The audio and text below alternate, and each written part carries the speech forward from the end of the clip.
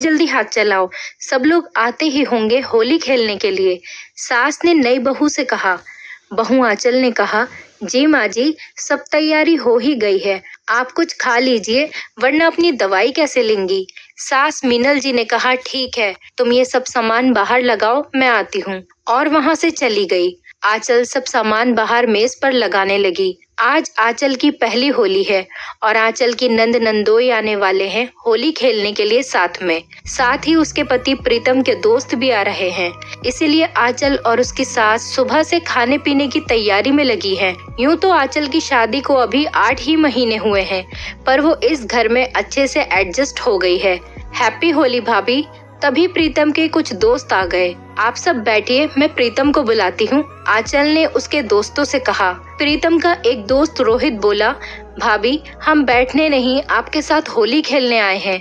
तभी वहाँ प्रीतम भी आ गया और बोला, हाँ हाँ, भाभी के साथ होली भी खेलना, पहले यार गले तो लग। सभी दोस्त आपस में गले मिलने लगे। आंचल सबका नाश्ता लगाने लगी। इतने में तभी वहाँ आंचल के नंद नंदोई भी आ गए। उनके साथ उसके नंदोई का भाई भी था। सबने आंचल और उसकी सास के बनाए नाश्ते का लुत्फ उठाया। बस नाश्ता पानी बहुत हुआ, अब होली खेलते हैं। आंचल के नंदोई तुषार बोले, हाँ चलो। आंचल की ननंद प्रीति बोली और सब बाहर आ गए। होली है भाई, होली है। सबने ये बोल आंचल को रंगों में भिगो दिया। आंचल ने भी सबके रंग लगाया। अचानक आंचल ने महसूस किया कोई उसकी पीठ पर हाथ फेर रहा है। आंचल को लगा शायद बेध्यानी में ऐसा हुआ है।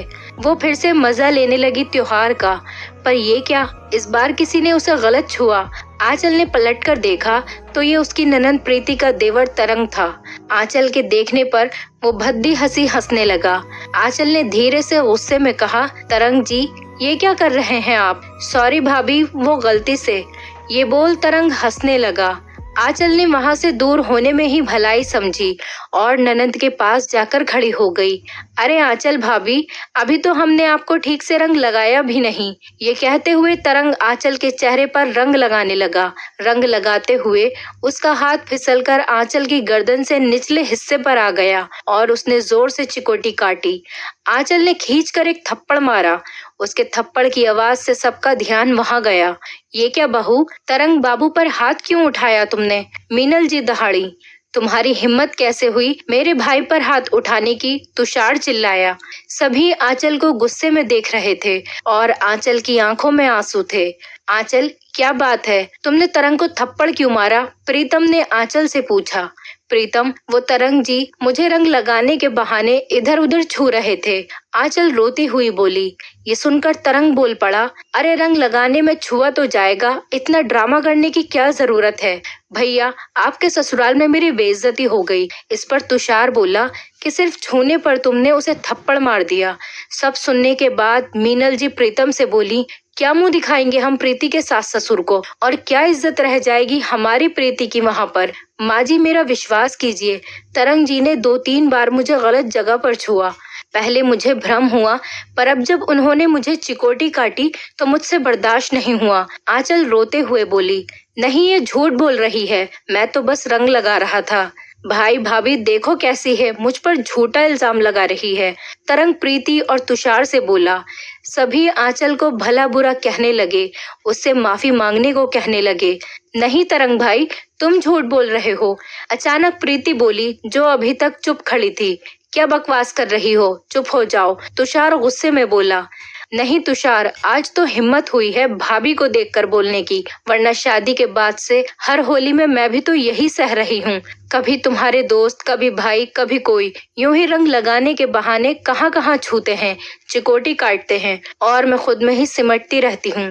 प्रीति रोते हुए बोली, क्या बोल रही हो बेटा, मुझे माफ कर दो। मीनल जी प्रीति से बोली। मम्मी, माफी तो हमें भाभी से मांगनी चाहिए, हमें तो उनका साथ देना चाहिए, क्योंकि हम में से ज्यादातर औरतें ये सहती रहती हैं, पर हिम्मत कुछ ही कर पाती हैं विरोध करने का। हमारे लिए होली का त्योहार न होकर डर का त्योहार बन जाता है। प्रीति रो दी।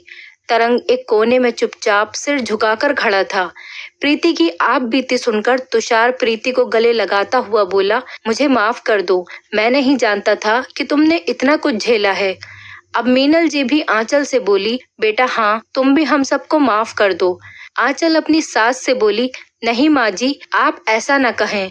तुषार अपनी पत्नी प्रीति से बोला, तुमने तो कभी कुछ बताया भी नहीं। इस पर प्रीति बोली, मैंने बताया था शुरू में माँ जी को, पर उन्होंने मुझे ही गलत ठहरा कर चुप करा दिया। तुम्हें बताने को भी मना किया, पर आंचल भाभी को देखकर आज हिम्मत आई मुझ में। हम औरतें होली के बहाने कितना कुछ सहती हैं, पर बोल नहीं पाती। लेकिन आंचल भाभी, आज आपने बिल्कुल सही किया। ऐसे लोगों को सबक सिखाना जरूरी है। और मम्मी, आप भी मेरी सास की तरह निकली, जो औरत होकर औरत पर उंगली उठा रही थी। तुषार बोला, तरंग, तुम भी माफी मांगो प्रीति और आंचल भाभी से। तरंग हाथ जोड़ते हुए बोला, आप दोनों मुझे छोटा और नादान समझकर माफ कर दो प्लीज। ये देख आंचल बोली, तरंग जी, होली खुशी का त्योहार है, उसे खुशी खुशी मनाइए और औरों को भी मनाने दीजिए। कल को आपकी शादी होगी, कोई आपकी बीवी के साथ भी ऐसा करे तो? ये सुनकर तरंग बोला, मैं समझ गया भाभी, आप मुझे और शर्मिंदा ना करें। आज के बाद आपको शिकायत का कोई मौका नहीं मिलेगा। प्रीति आंसू पोंछते हुए बोली, इसी बात पर मिठाई तो बनती है। आंचल बोली, जी मैं अभी लाई। प्रीति बोली, अरे भाभी, आप कहाँ चली? होली अभी बाकी है। तुषार ये बोल आंचल के रंग लगाने लगा। सब लोग फिर से होली खेलने लगे। फर्क सिर्फ इतना था कि इस बार आंचल और प्रीति भी बेधड़क खेल रही थी। इसके लिए आंचल ने आंखों ही आंखों में प्रीति को धन्यवाद दिया और प्रीति ने आंचल को। दोस्तों, होली जैसे हंसी खुशी के त्योहार को लोगों ने छेड़छाड़ का लाइसेंस समझ लिया है, पर कोई औरत विरोध करे तो वो भद्दी हंसी के साथ गलती से हो गया बोल दिया जाता है। पर औरतों पर क्या बीतती है कभी नहीं सोचते। ऐसे लोगों का विरोध जरूरी है। दोस्तों, उम्मीद करती हूँ आपको हमारी कहानी पसंद आई होगी।